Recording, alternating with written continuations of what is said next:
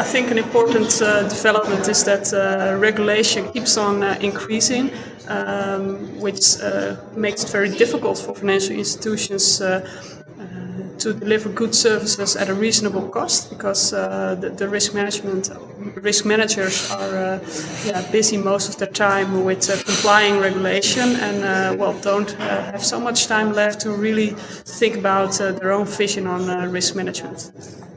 I think it's going to be keeping up with regulations, because the regulators are becoming far more aggressive with how they enforce their regulations.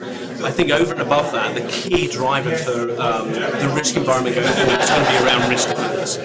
Being able to demonstrate that you have a real handle on the risk that you're exposed to as an organisation, and demonstrate to the auditors and the regulators that you have defined processes that are transparent, that are auditable, and that you can action upon to their satisfaction.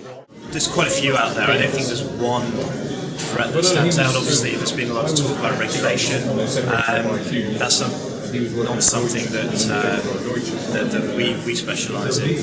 But I think just the overall macro environment being still pretty unsteady, particularly in Europe. There's still a lot of unknowns out there that could hit the global economy. So financial institutions are at the forefront of that, and I think it's more important than ever for people to understand these institutions in great detail, and how they're put together, and their performance data. So that's what we're trying to bring to people. That's quite a difficult question to answer, because there's just so many possible things out there. But I think if I was to pick one, it's managing complexity.